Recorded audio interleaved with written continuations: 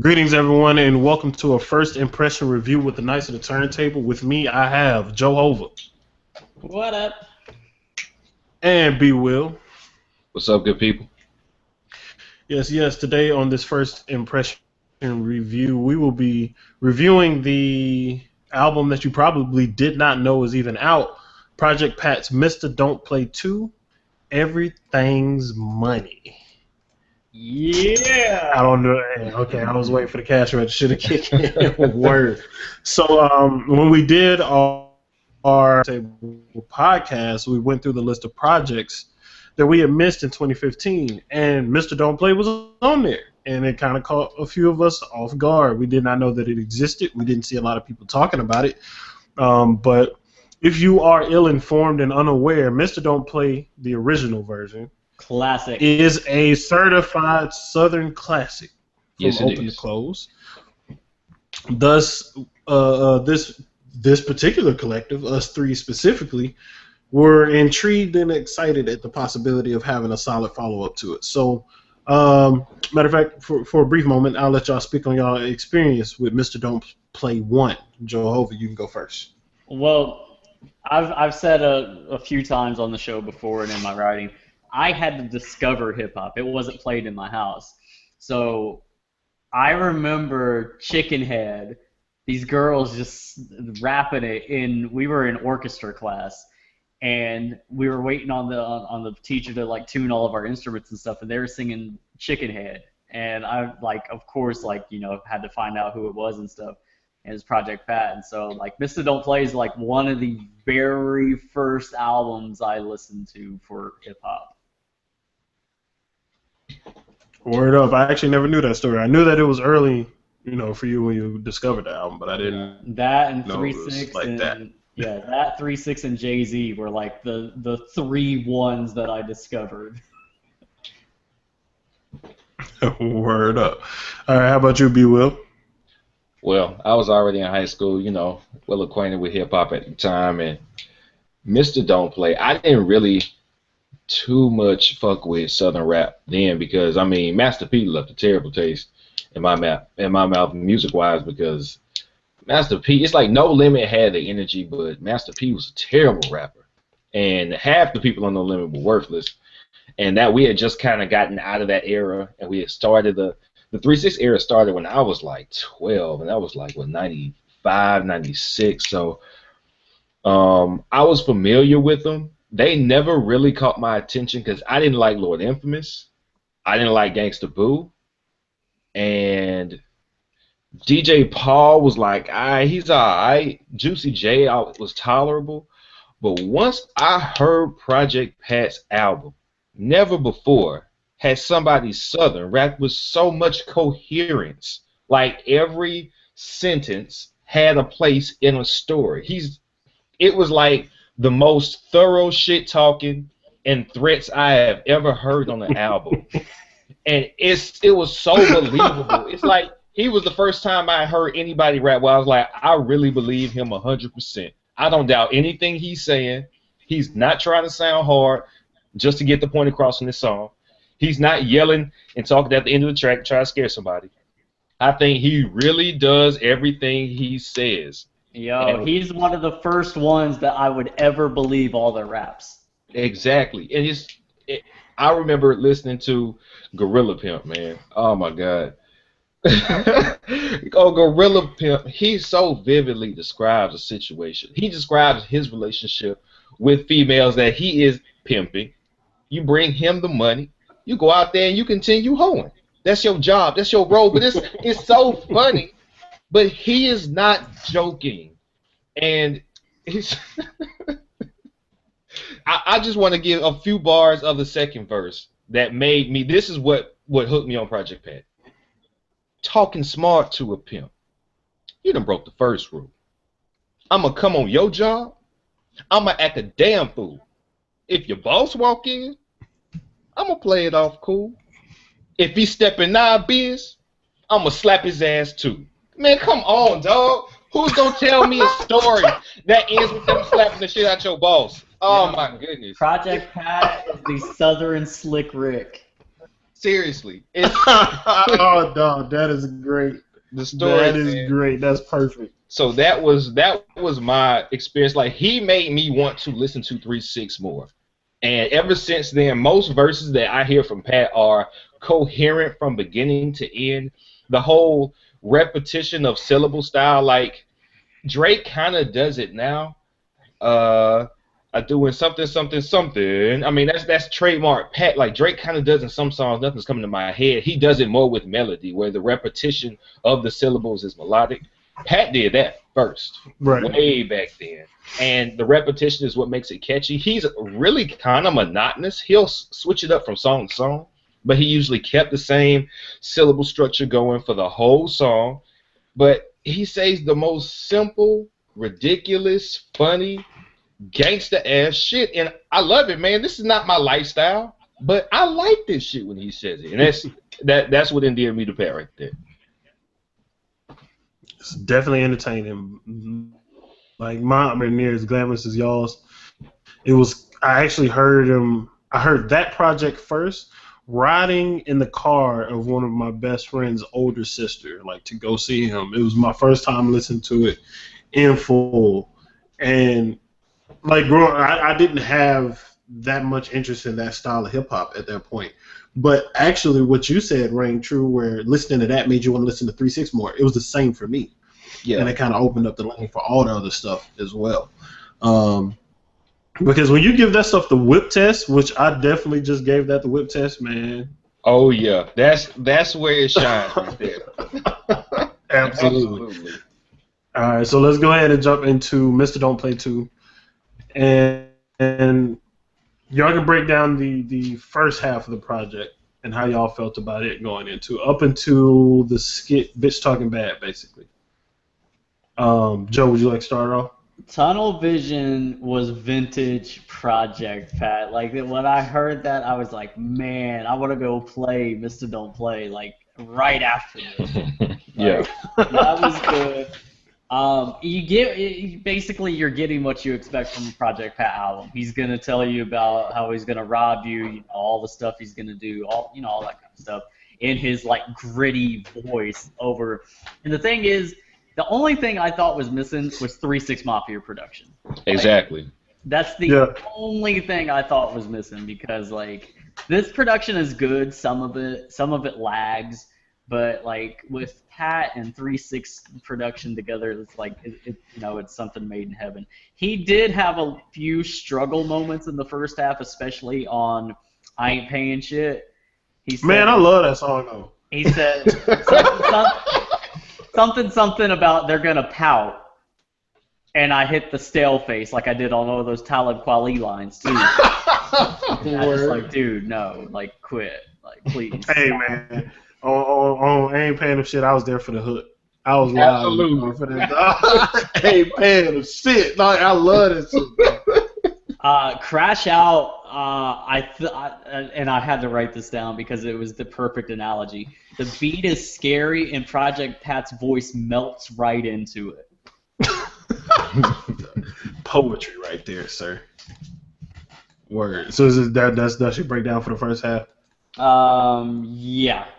Did you have any tracks that did not vibe well with you? Just the I Ain't Paying Him shit.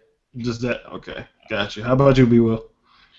Well, I mean, I'm with Joe. You know what I'm saying? The Tunnel Vision, it sounded like Pat, and that's all. It's like I hadn't heard a new Pat album in so long.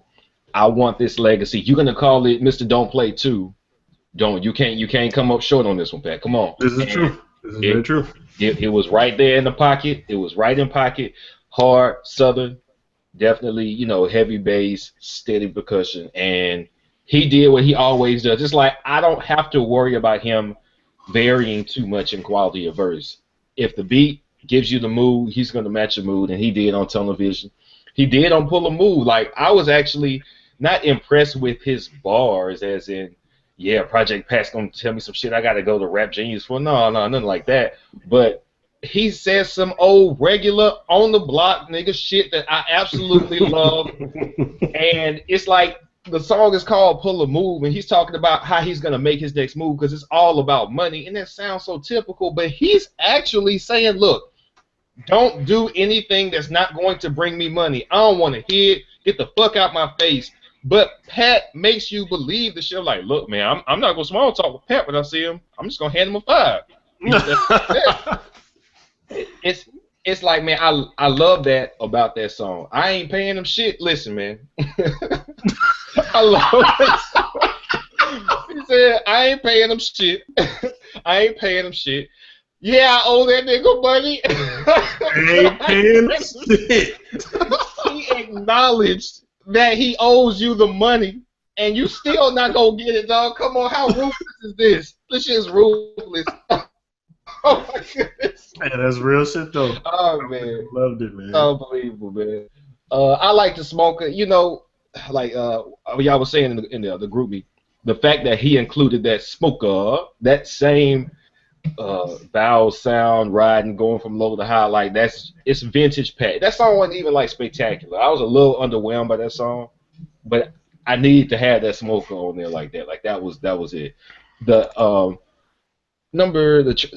track 7, the motherfucking, what was it called? Motherfuck you, nigga. Yeah, I didn't like that song. That was out of place. It was out of place. It's like don't have a ballad ass song where you saying fuck everybody. Just no, man. Just the percussion was on that one. It was mediocre at best, and I don't think even he could rescue that song. So that's really where I was at with the first half. Okay.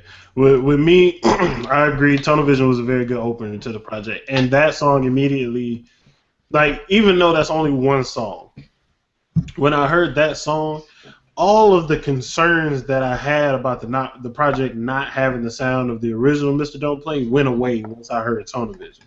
I was like, all right, I have a feeling that this is going to be solid for the most part throughout the project just because of that one song. Tunnel Vision was dope. Pull the Move is dope. I ain't paying them shit. I love that song. That one and Crash Out are actually my two favorite songs on the project. Okay. Specifically Crash Out. You give that the whip test.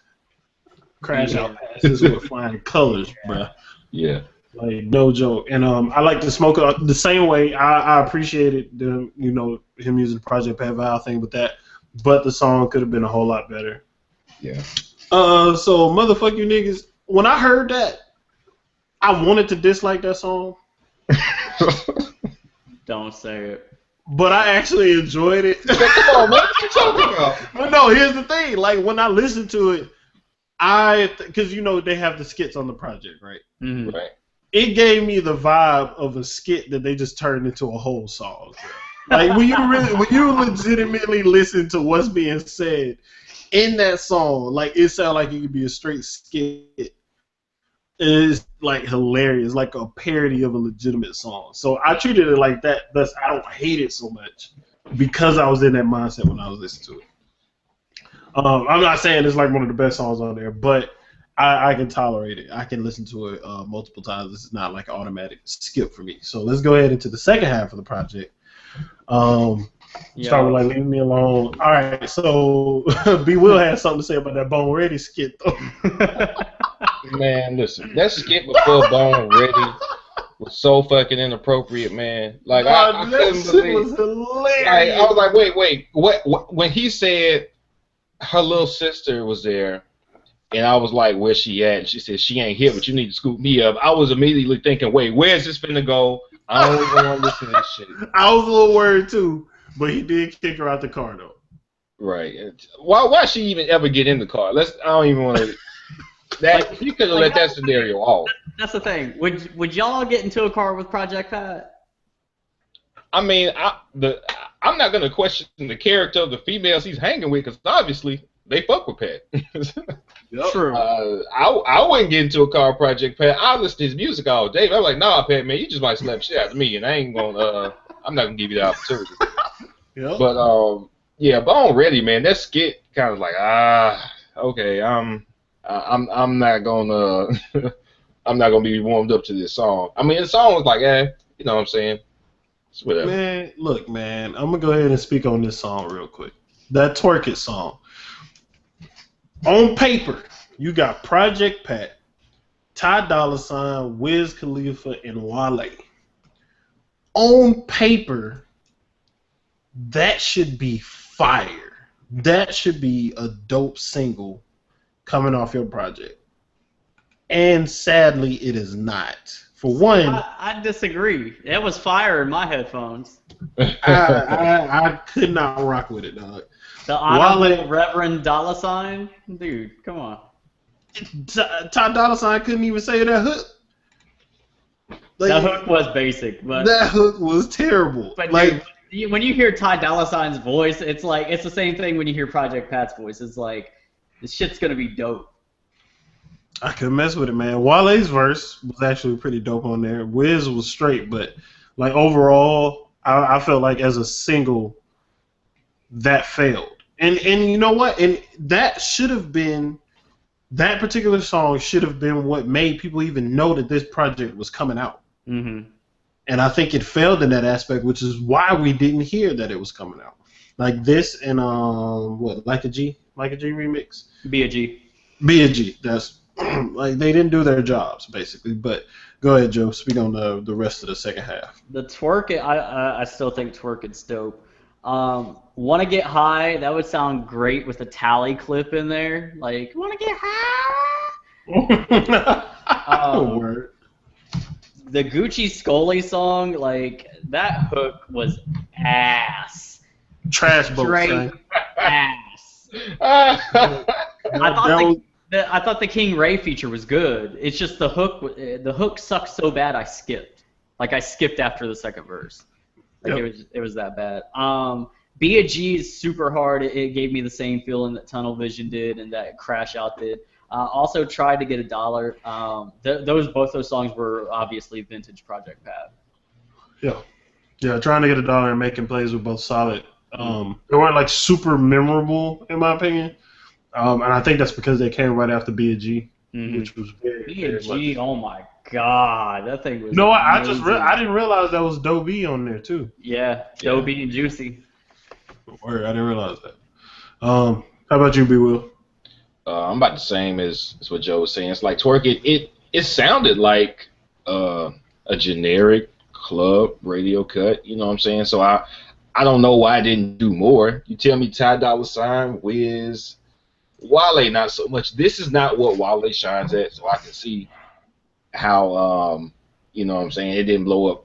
He didn't do too much good. It just seems like he probably spent a third of the budget on this album on B&G Remix and Twerk It, and it didn't do that much for him, and that's a little disappointing. I mean, considering all these people are extremely hot right now, and I doubt they couldn't Project Pat some deals. I mean, maybe Juicy J, but but yeah, Twerk It seems like it underachieved. Not that I like Twerk It, but I figure everybody else would. But like you said, I don't think a lot of people heard it. So, Gucci Scully was the bad Project Pat, as in a generic hook, a repetitive hook that repetition doesn't work well for you. And the reason is because the beat isn't good enough to carry the repetition. It's like, this beat is working against my mind, and it doesn't matter how repetitive this hook is, I don't want to hear it. So no, I didn't even make it halfway through this song.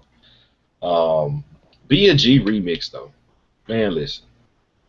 Mike Will is a very quality producer to pretty much only do Southern stuff. Juicy J on Mike Will beats is one of the best things. It's like J on Kanye. It's like J on Just Blaze.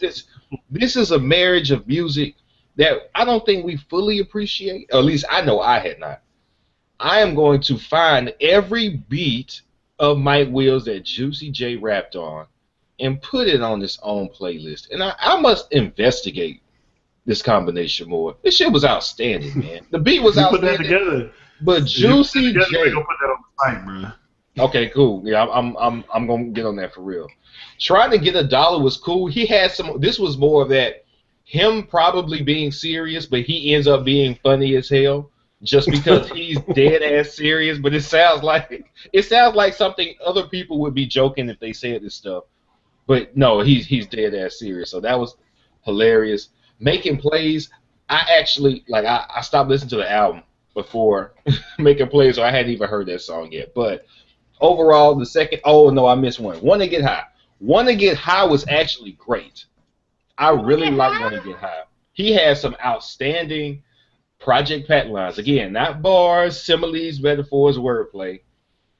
Him just talking how he talks, saying regular stuff to him, that it was either hilarious or it fit the beat extremely well. And I really like that song. But yeah, that's me on the second half. Gotcha. All right. Yo, So on that playlist, start with Bands That Make Your Dance. You got to. You got to. Word. So overall, would y'all recommend the project? Be Will? Hell yes. Oh, hell yeah. You know, we got It's cool. Let him jump on in there. Hell yeah, you recommend this, man. Word up. I agree. So that's 3 out of 3 right there. I recommend it as well. And I'm pretty sure a lot of people that follow the show wasn't expecting that from me or B Will. They definitely expected it from Joe. Hell yeah, they did. They just think we don't like Southern shit. It's like, no, we just like Southern shit that makes sense. Dope, like Project man. Pat makes sense. The shit he says makes sense. It's not whether I agree with it or not. No, I don't agree with the shit. He talked about, what was it? I forgot the name of the song. He was like, they told me stop smoking. They told me stop doing lean. They told me stop taking pills. It's not that he doesn't do this shit. It's just that's not the only thing he talks about, number one.